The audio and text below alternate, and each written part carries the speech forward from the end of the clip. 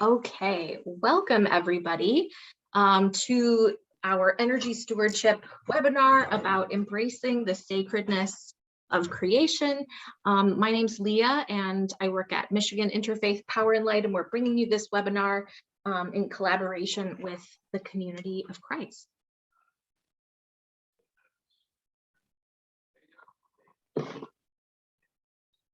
Taking a second for my slide to advance. Okay, so we would love to know who is in the room. So if you could type in the chat your congregation, your city, and your role.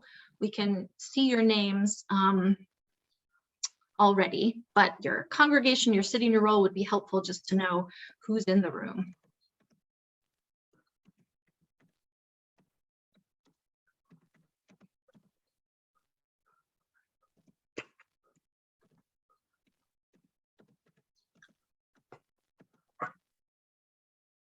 Okay, so we've got Vicki from Troy Oaks, who's the worship coordinator.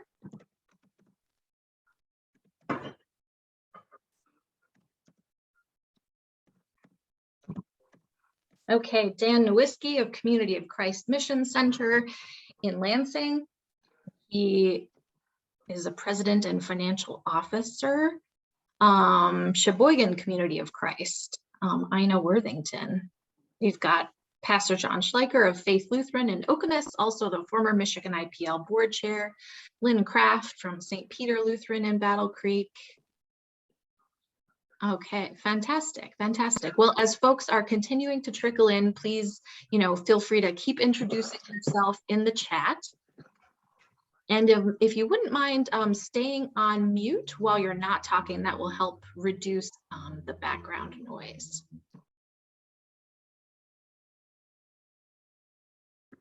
So I'm just going to start. We've heard a little bit about who you are. I'm going to share who we are. For those of you who don't know us, Michigan Interfaith Power and Light has a mission to inspire and equip people of faith and conscience to exercise stewardship of and love for all creation. And we've got over 300 member congregations in all parts of the state. And that includes over 30 religious traditions and denominations. I just wanted to introduce myself to help situate the conversation. So I grew up in Minnesota and Wisconsin. I'm not a native Michigander, but I've been here for the past almost 11 years.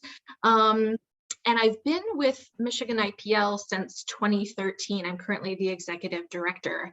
And over that time, climate has transformed from, an issue among many that I cared about to really the issue that I think is kind of the umbrella over everything. And I believe that our religious and wisdom traditions can be in the moral vanguard, and they can teach us how to respond collectively to the needs of the world. The first time that I worked with faith communities was, like professionally, I should say, was back in 2002 when I was in AmeriCorps Vista, and I was placed at an organization called Lutheran Family Services in the Carolinas. And I worked on the refugee resettlement piece. And what I saw then was, in the work of resettling refugees, folks have tremendous, needs for support, right? Housing, employment, language skills, getting kids into school, healthcare, all of these things, dealing with trauma, right? It runs the gamut. And what I saw was that when we were able to marshal the power of congregations, right, that really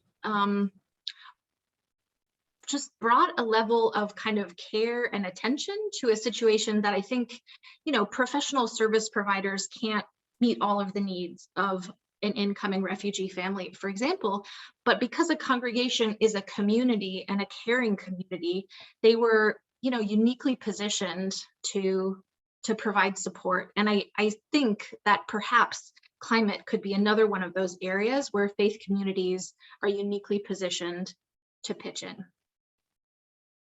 Couple of logistical matters. Yes, we will email you the recording and the slides. Also, I'm hoping that this is not just a presentation, but is a conversation. So at various points, I'll be asking you questions, asking for your verbal participation, and please feel free to unmute yourself while I'm sharing my screen, or you can type your questions in the chat and we can get to them at the end. But it's too hard for me to both present and share my screen and try to read your questions in the chat. So if you want to jump in the middle, please do so by unmuting, because I'm not going to be looking at the chat while I'm presenting. This is what we hope to accomplish today. I'm going to set some context around climate. I'm going to talk about climate as a moral and a spiritual issue.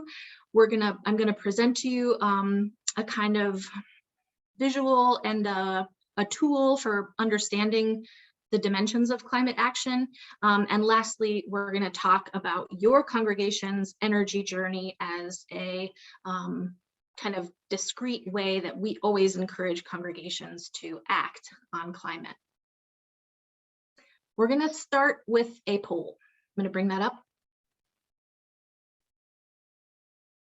The question is, to what extent is caring for creation and our climate a part of your congregational life? And you've got a couple of options there. So please fill in that poll. Can you see the results as they come in live? Or not yet?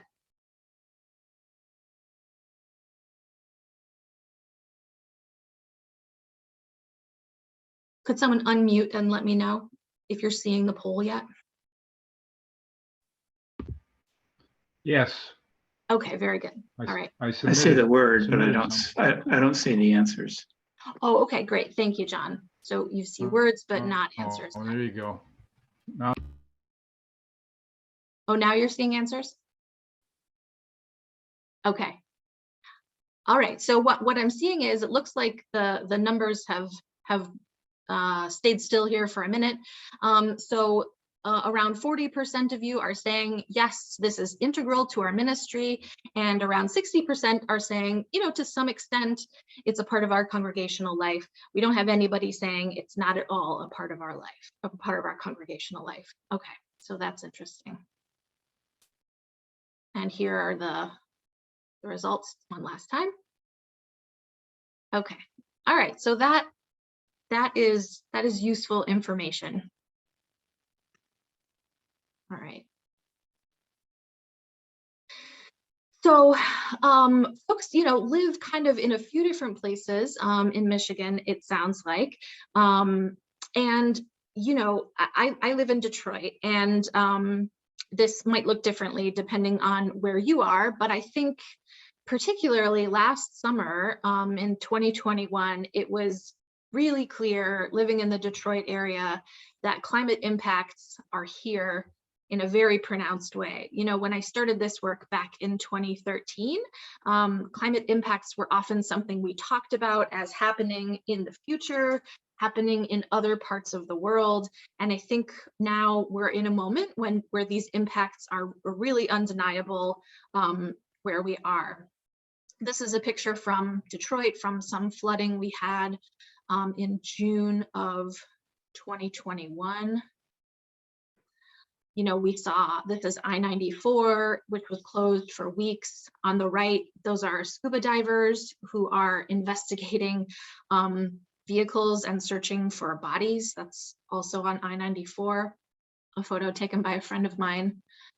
Folks' basements flooded. I took a trip to the east side where flooding was especially severe and saw curbs full of appliances and stuff right in front of every single house on some blocks, right? Because just basements were flooded and people lost a lot of, mementos and washers and dryers and all of these things. And we're left with mold issues as well. So here's what we know about some climate impacts in Michigan so far. Already, temperatures have increased 2 to 3 degrees Fahrenheit.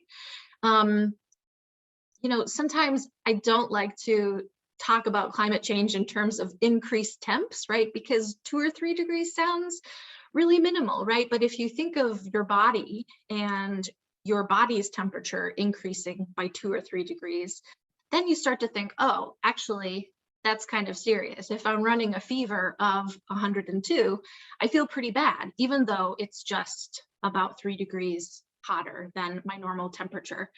And the earth is like that too, right? It throws our systems really out of whack. And so Metro Detroit has had a couple of 500-year floods in the past 7 years.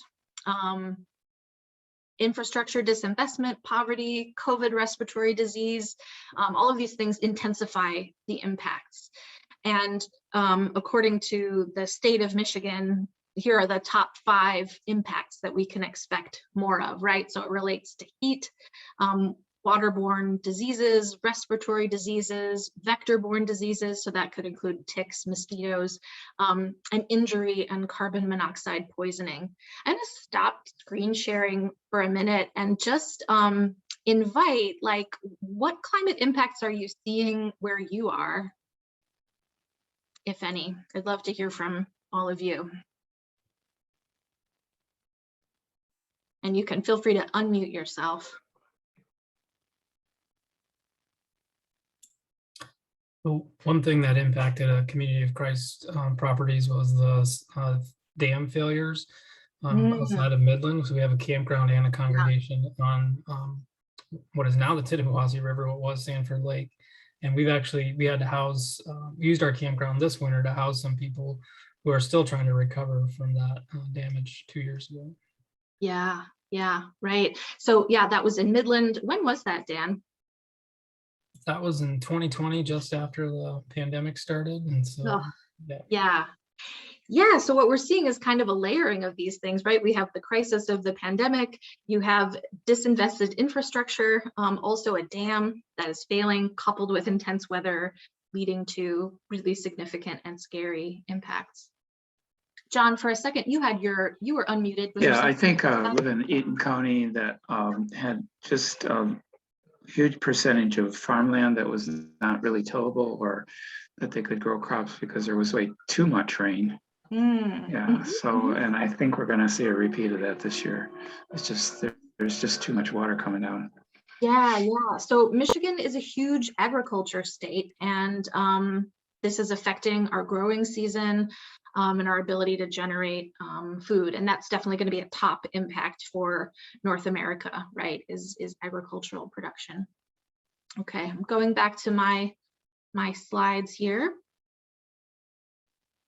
For some reason, it's just taking them a minute to advance, so bear with me. Looking globally, you've heard about these IPCC reports. This is the Intergovernmental Panel on Climate Change, and it's kind of just these big thousands of page reports that come out periodically that are, scientists work on them, hundreds of scientists kind of gather the information. And for the first time, one just came out in 2021, or maybe, well, it's kind of, there were phases. There was one that came out, I think, in August, another one in January or February.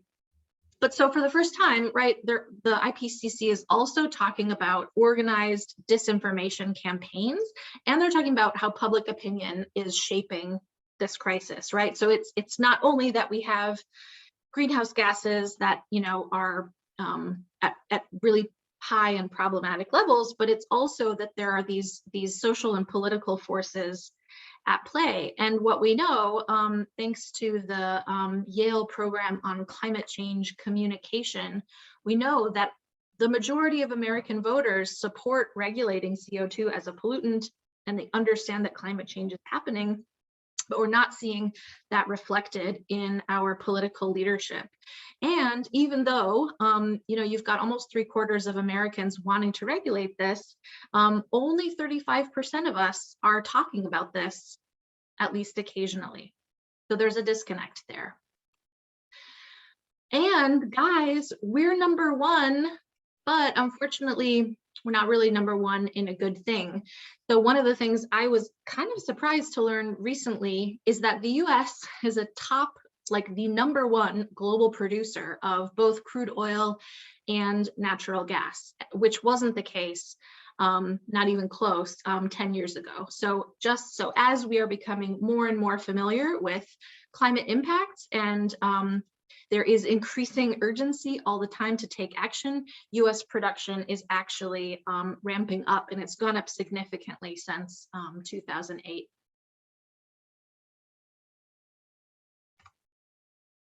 So this is part of my message today, right?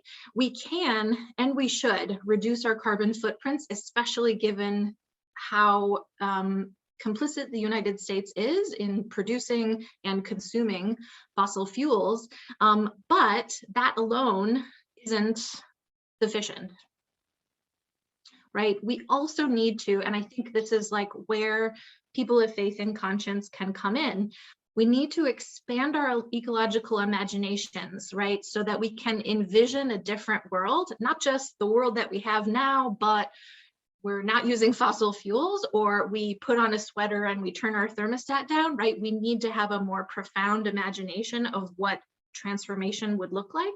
And we also need to, as we are doing what we can to reduce our carbon footprints, we also need to imagine bigger ways that we can make change together.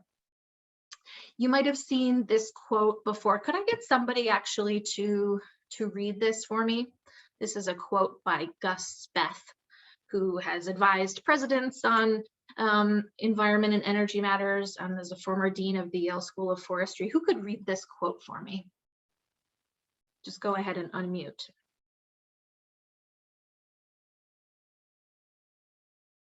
Lynn, could you volunteer to read this quote?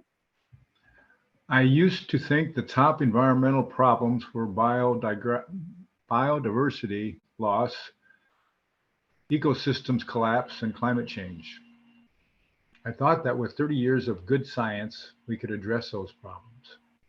But I was wrong. The top environmental problems are selfishness, greed, and apathy. And to deal with those, we need a spiritual and a cultural transformation. And we scientists don't know how to do that. Thank you. So I think sometimes it can, people are like, well, I'm not a scientist, I'm not an engineer, I'm not an elected official, right? What can I do? And I think what Gus Speth is saying here, right, is that it's not only scientists or people with highly specialized knowledge or people only in positions of power who are able to be and who are needed to be agents in this situation, right? It's a spiritual and a cultural transformation that's needed.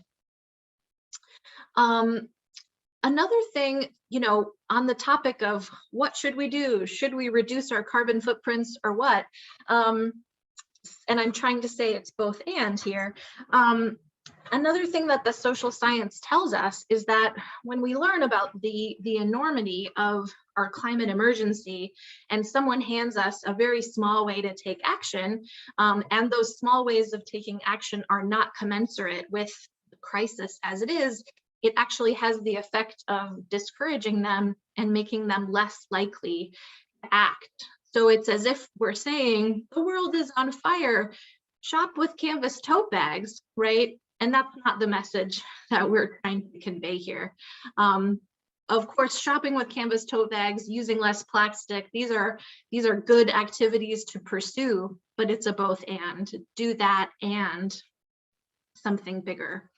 So our traditions, including that of the Community of Christ, have things to tell us about how to engage with this crisis, what we should do in light of this.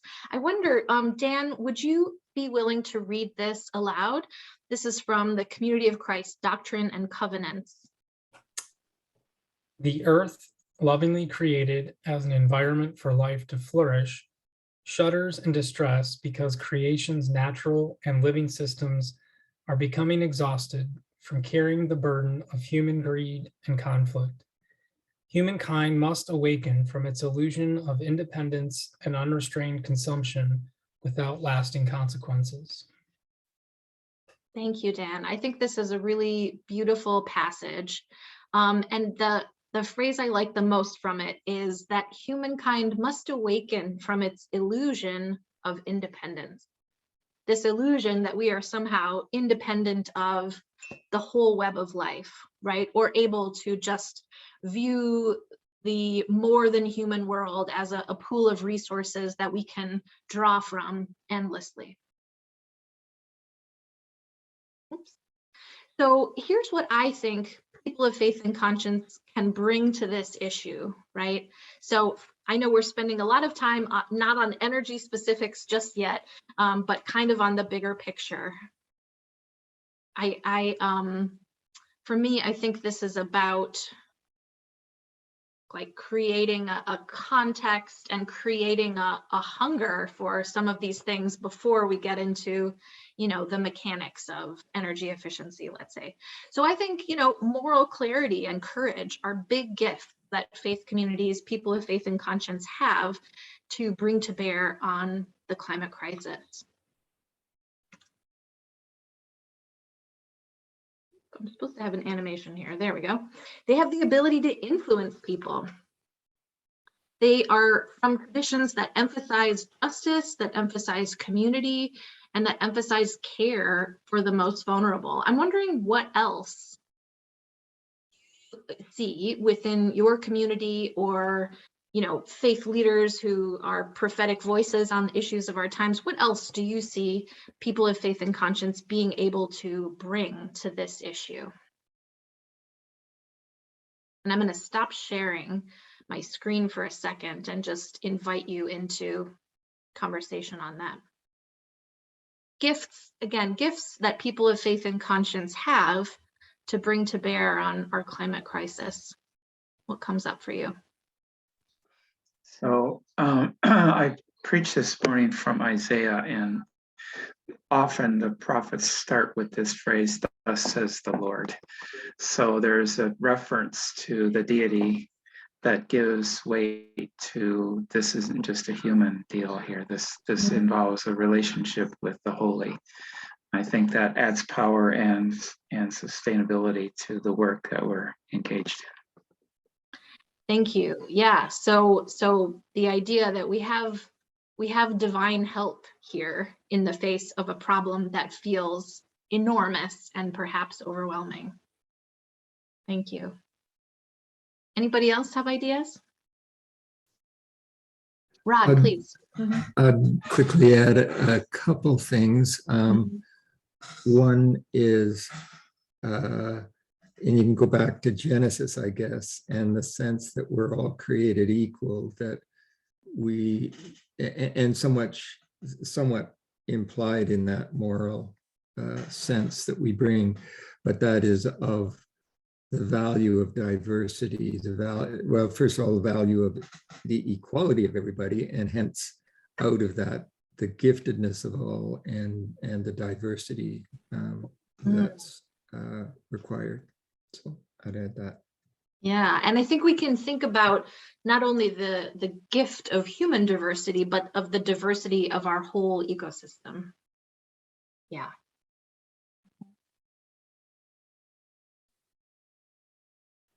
Oh, Vicky, I see your mouth moving, but I don't hear you.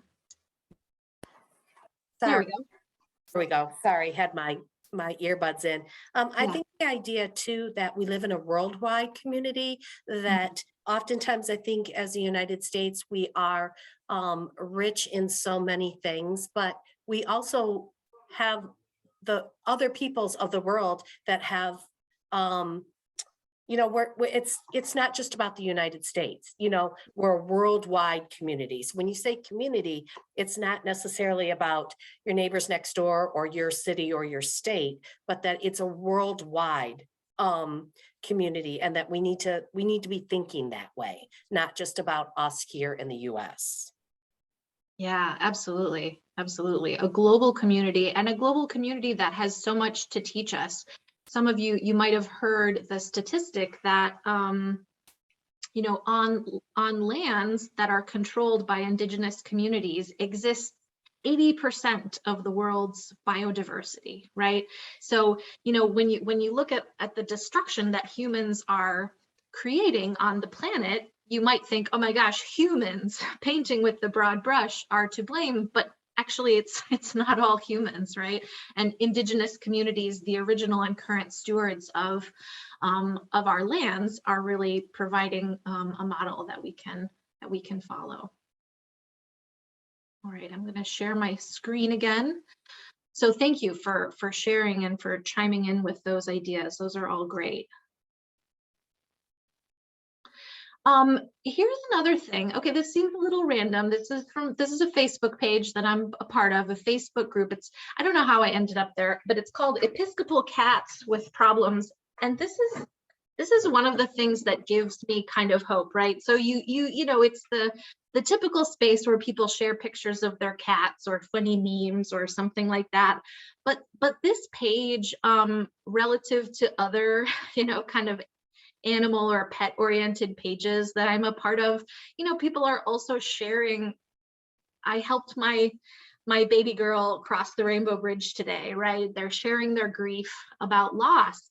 And I think this points to another kind of superpower that that our religious communities have, right? Is that these are communities that can hold and celebrate all of this beauty, but also hold this pain, right? And I think that that's really critical, especially in kind of a social context where we don't like to focus on painful things. We like to focus on positive thinking and success, right?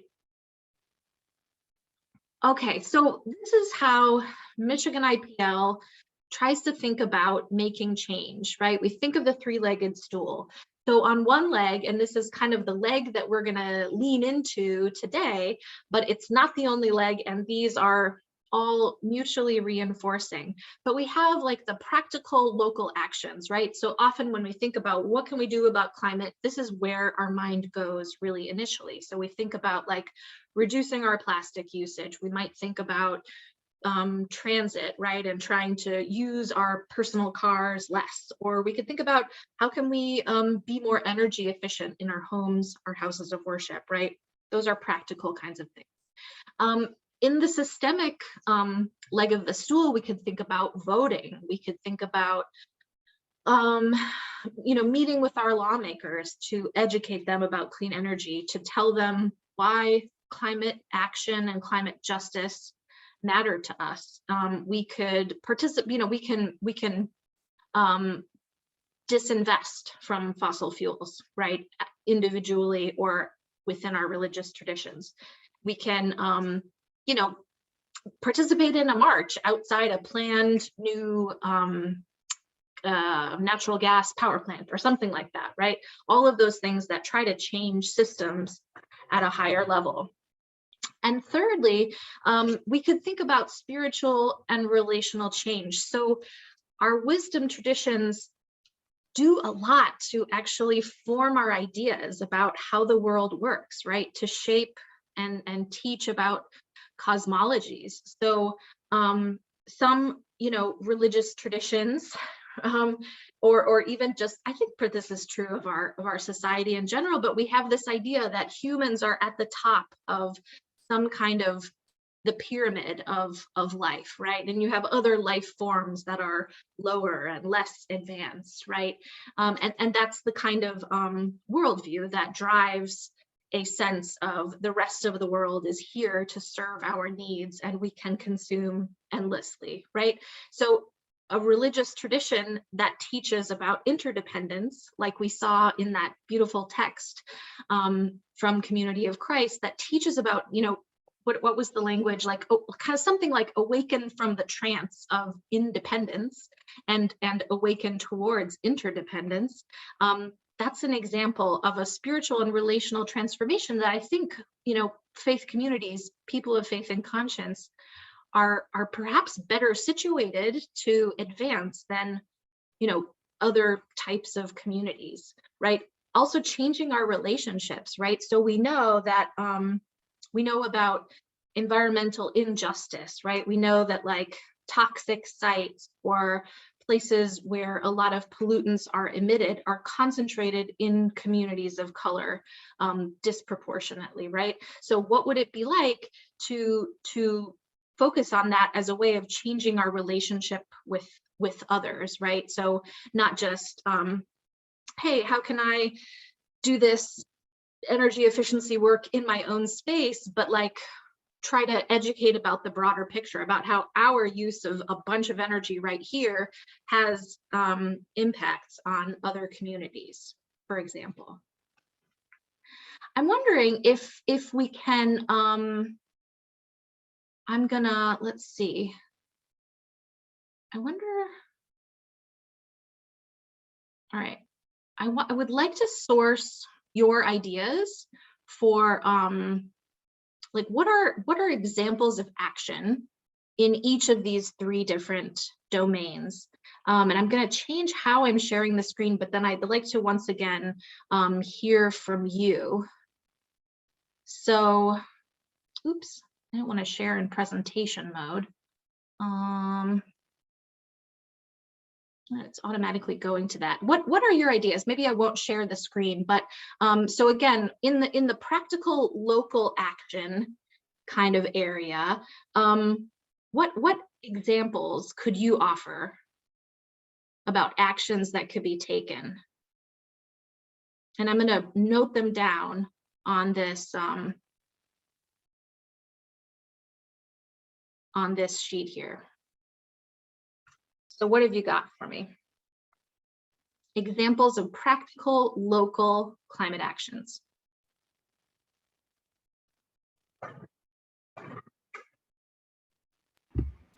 Well, an obvious one is recycling. There you go. Yep. And that could be citywide. Obviously, it could be personal. A lot of cities or counties have that. Yeah. Yeah. And all variety of different things: batteries, styrofoam, bags. Yeah, great. So this is often one that is like top of mind, recycling. Yeah, what else? For congregations, because congregations usually have property associated with them, I've known of several, and we just started it ourselves. Some type of gardens, some of them are, like butterfly gardens or just biodiversity rich gardens, making use of your actual space that you've got. Yeah, exactly. Yeah, so congregations are often like significant landowners. In cities that's less the case because they would have like less green space, but in a lot of places they have significant land holdings. So this can be a great practical measure. We often try to gather success stories from congregations, who are doing things that might inspire others. And one time, can't remember what church it was, but we asked them for, some photos of what they were doing. And I think they had some gardening initiative, and we got a photo back of somebody watering their flowers with like a Miracle Grow thing attached to those. So like, maybe they were planting flowers that pollinators could enjoy, but also dumping poison on it. So, sometimes that can go a little awry, but yeah, you get the idea. What about some systemic transformations that can be made?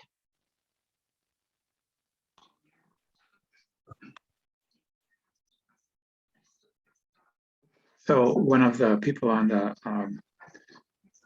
Energy Committee of the Senate in Michigan here is also somebody that I've met a couple of times when he was a representative. And so I made an appointment a couple of weeks ago to meet with him to talk about the cap on solar, which many of you probably know is like 1% of like consumers' energy can be devoted to people doing net metering, etc.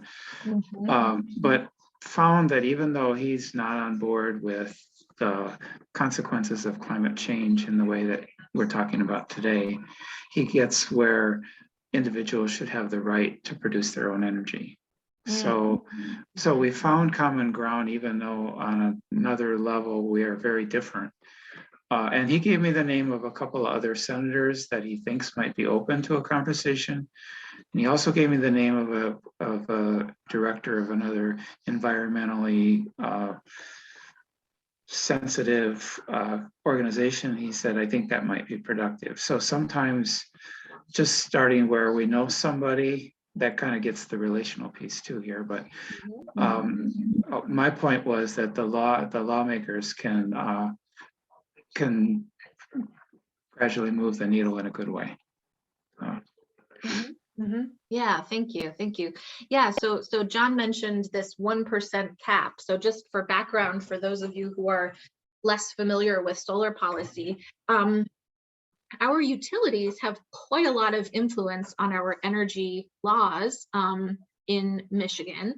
And they have an arrangement that says, okay, people, homeowners, businesses, or whatever, they can generate their own power. They can put solar panels on their roofs or wherever, but they can only do so up to 1% of our, total generational capacity, right? So just imagine, the water company saying, well, I guess some people could collect water, with a rain barrel to water their gardens, but only 1% of you could do it because this otherwise threatens our whole business model, right? That feels kind of unimaginable, but indeed that is what we do with regulating who can collect energy from the sun. Okay, so that's an example of a systemic change. What about this spiritual and relational piece? I get the sense that this one is maybe a little bit harder to grasp, and it's one that maybe people don't think of as much. What ideas do you have here? Perhaps things that you've done in your community.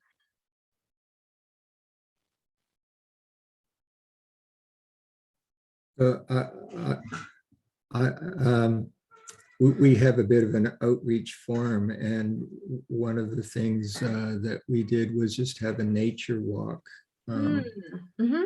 So that, yeah, because people don't often, if you're in the city, you're in concrete most of the time, and B, your life can be so busy, you just don't take the time, and so that's an opportunity. Yeah. So what do you think the nature walk does for folks?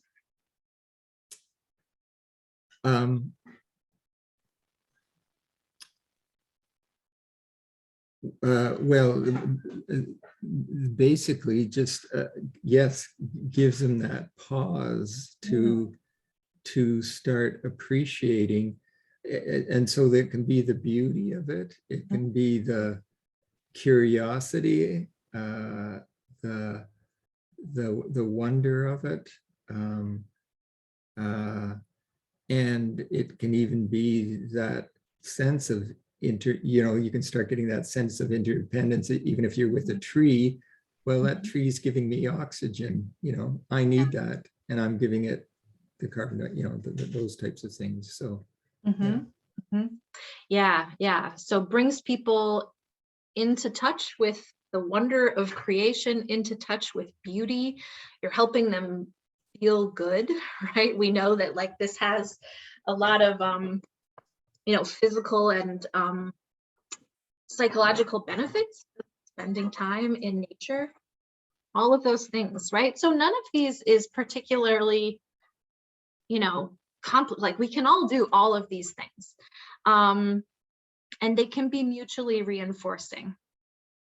All right, I'm going to go back to presentation mode here.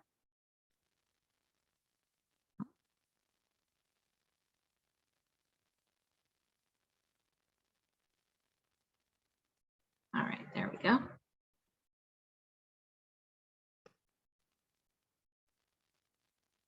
Okay, so All right, we're going to focus on energy, like we're drilling down on that one, the practical piece of the stool for a moment, right?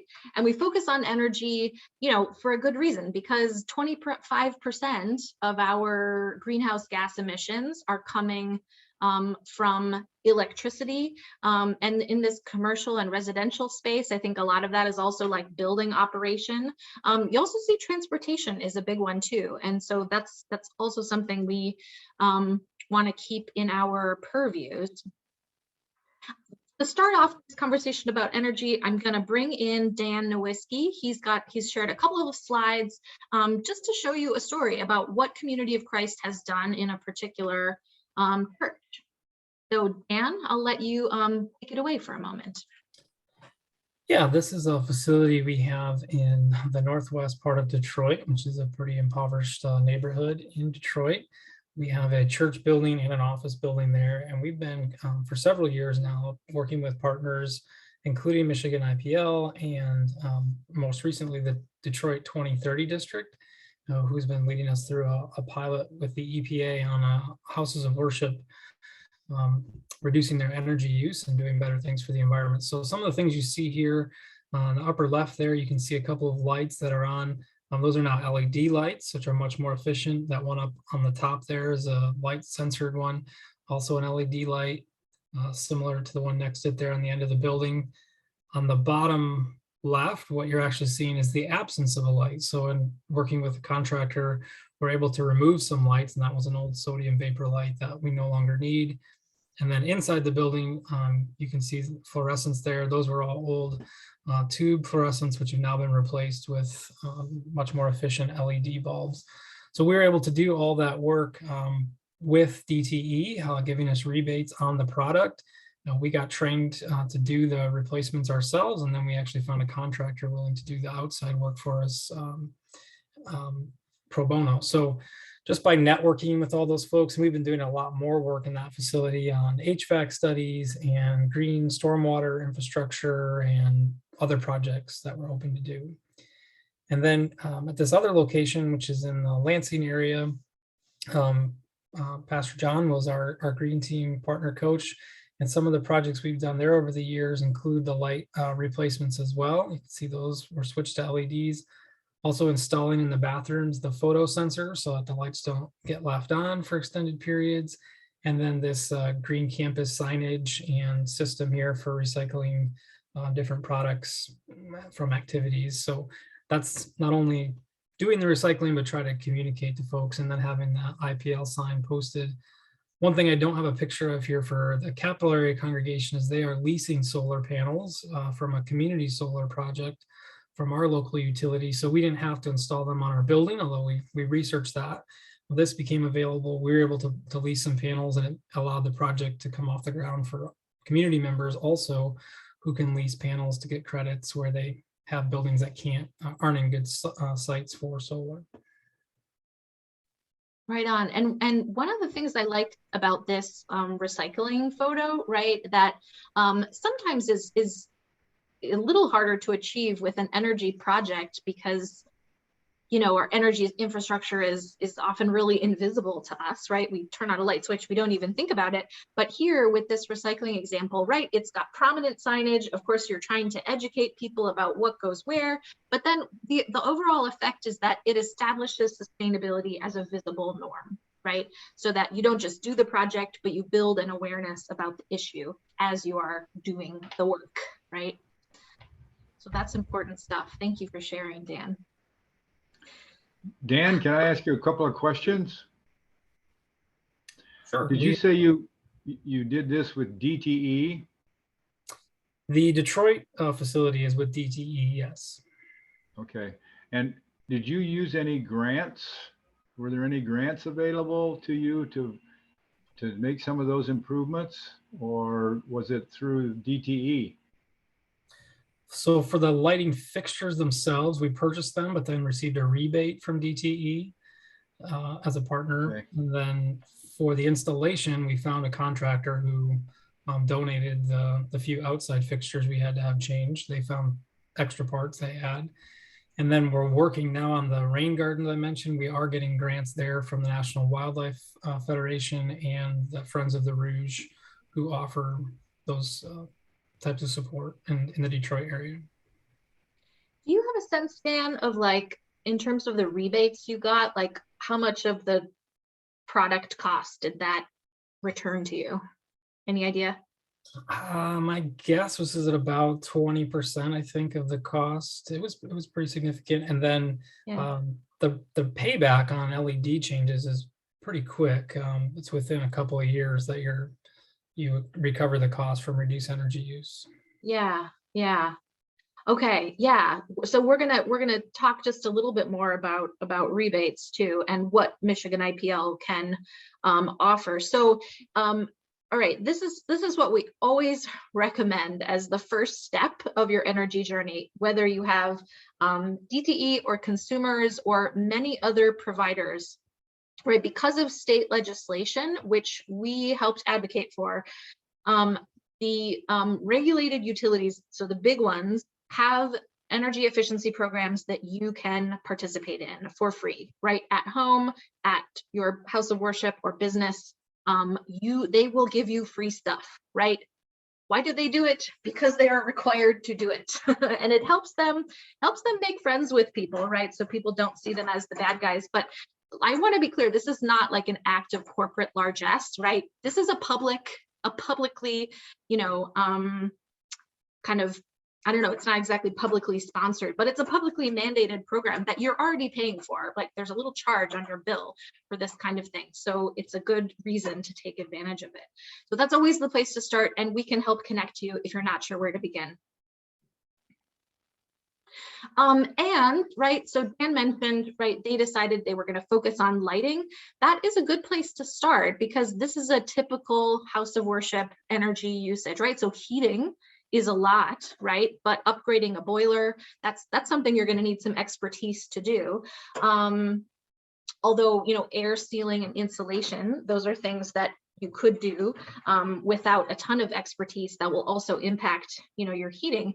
But lighting, right? 24% of a typical house of worship energy use. It's also a pretty straightforward project. And as Dan mentioned, the payback is often within a few years, and there are rebates available. So when you sign up for this free program, you will get a copy of this small business assessment report that is going to outline, here are like 3 next steps that you can take.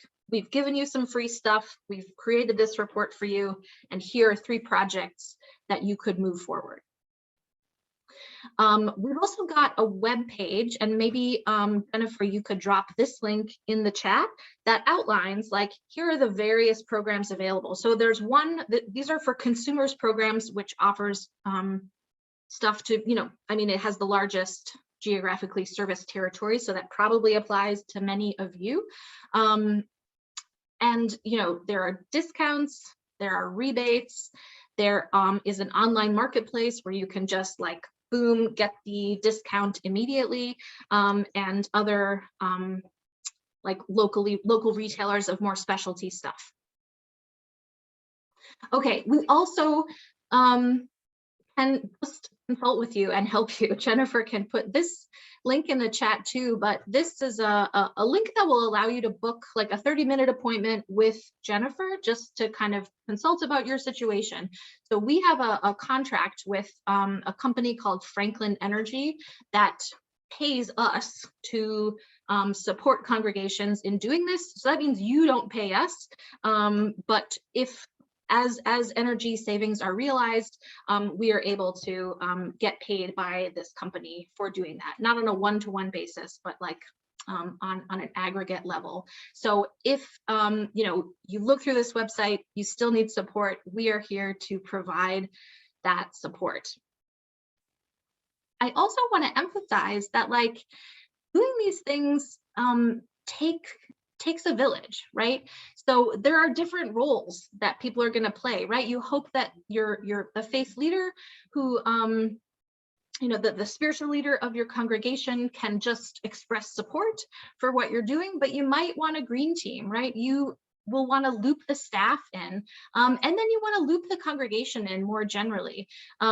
but everyone's gifts are welcome and needed, right? So, just like we need more than engineers and scientists to tackle the climate change problem, we also in a congregation need more than just like the technical guy who knows about HVAC to advance like energy work. So for example, like a great green team member might be like somebody who can, somebody who likes writing and communicating, right? And they're gonna like put informational blurbs in your service bulletin, right? To educate people about the issue, to try to win support, right? Why should we spend our time on something like energy efficiency when we've got all these poor people to feed, right? They can help make the case for why this matters. Or, somebody who is the relational person, right? And they can, have some targeted conversations to loop people into the team, or to check in with the staff about what do the staff need to make sustainability an area of focus and a norm, right? So all kinds of different roles are important and are needed. And we know from research, one of our former board members, Sibel Shattuck, wrote her dissertation about sustainability initiatives in congregations.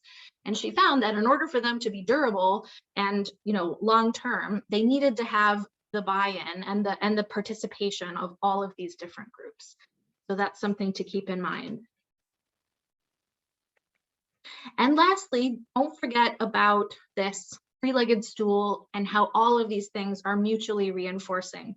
So Jennifer was talking to one of our friends at People's Church in East Lansing, which is this interdenominational church, a really large church. And they've got this tremendous old building. We hosted a conference there a few years back, which some of you OGs might have participated in. But their former sustainability director talked about how, his work was both advancing, their energy work. They have EV charging stations. They, did a bunch of upgrades to the building. And he talked about, he only was able to do that because he also spent a lot of time educating people about why did this matter, and just constantly keeping this issue on the minds of people. And then when he said, hey guys, I would like to raise some money for this project, they were primed and they were willing, and they understood why that was important and why they should pay attention to it. So all of these things will reinforce that. And that is where my presentation ends. So I know we're coming up on the end of the hour, but I wanted to open it up for conversation, for questions, for Jennifer to chime in with anything that I failed to talk about.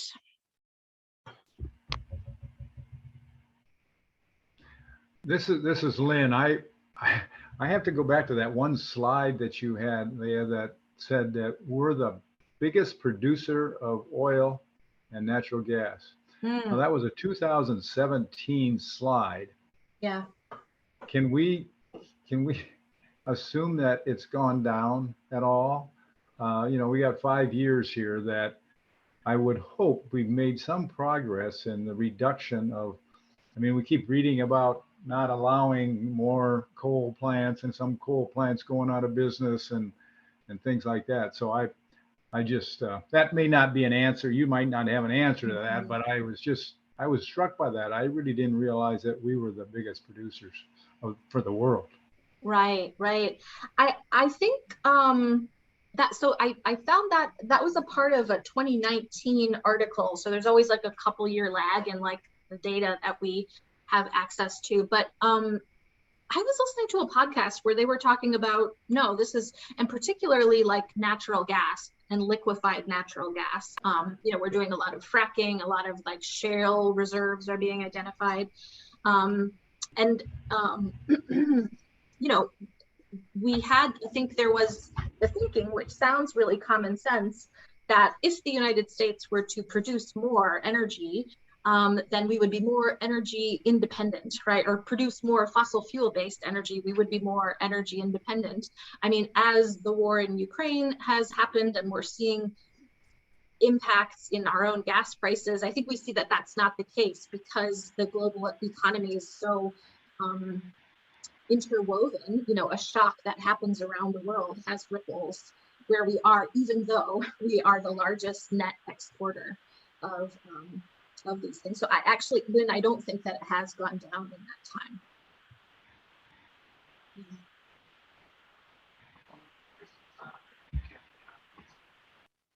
Yeah, John, please just feel free to. So I just want to offer experience that is pretty exciting to me, and that's the new chapter of IPL in the capital area, where probably 10 or so congregations, houses of worship, banded together and raised enough money to put solar panels on a community center in the south side of Lansing, which will be dedicated later this month.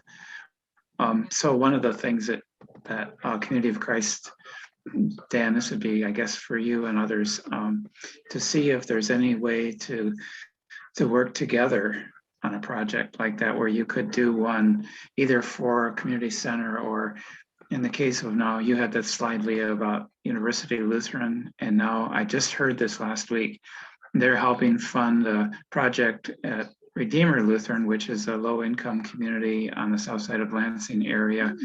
They got a grant for about half from some probably federal grant or something, and the other came from a congregation. So this kind of working together thing is really key, I think, in terms of moving forward. So I just wanted to add that. Yeah, thank you. Yeah, oh, let's see. I'm trying to drop the link. You can read about the capital area chapters. There you go. Jennifer already put it in the chat. So we have a capital area chapter, which is a collection of folks from probably, I think, 10 different congregations in that area who have come together to talk about, you know, not just what can we do within our four walls, but what can we do collectively? And they are focused on, you know, solar projects, and especially trying to engage BIPOC congregations in this work. Yeah. But other like, you know, questions or things that, you know, others want to talk about, stuff that this sparked for you, or questions that you want to learn more about. I am keen to hear your feedback.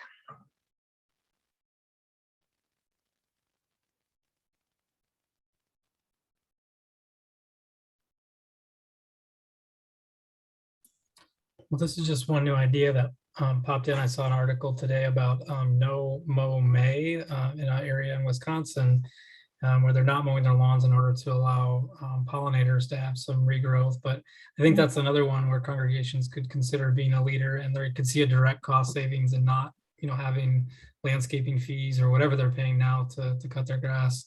And particularly if they do that, you know, thoughtfully with native pollinators and all of that, to have a demonstration site. So there might be some partners out there who would help with that from MSU Extension or other places, wildflowers and different groups. But that could be interesting to help the cultural change, but also be a practical thing for the congregation to do and directly save money. Absolutely. And it's a way also to engage kids pretty easily. And what I love about, like, you know, the thought about focusing on land and gardens and beauty is just that I think so many times when we talk about climate action, we think about what do we have to give up, right? Oh my gosh, we should give up meat. We should give up heating our house too, or we should give up traveling by airplane, you know, just all of these things. And we can start to feel like, oh my gosh, everything that I love and enjoy is bad for our earth, right? Or this is the way I feel. But when we focus on land and gardens, right, like climate action then becomes about creating a space of beauty, creating a space where our more than human relatives can flourish, right? And so I think that that's also a really important area that faith communities can engage in, right? Is like, how can we frame climate action not just about all of the things that we shouldn't do, all of the ways that we should stop inflicting harm, but also what are the ways we can grow and transform find connections, find spaces of beauty that are nurturing, right, to the whole web of life.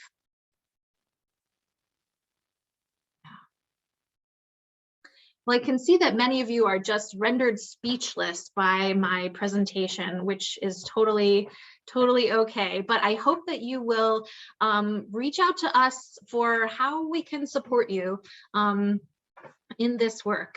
I just want to do one final call for, any questions, or, if some of you have an inkling of like a project that you might be trying to do, this is your chance to sort of bring it up. And yeah, thanks for that. Thanks for that, Rod. Great. Okay. All right, take care. Okay, all right, so we're a few minutes over, and this is our day of rest here. So thanks everybody for joining us, and we will follow up with an email with the recording and some links. But really appreciate you taking the time to be with us today, and we hope that you will reach out and talk to Jennifer and me for support. So thanks so much.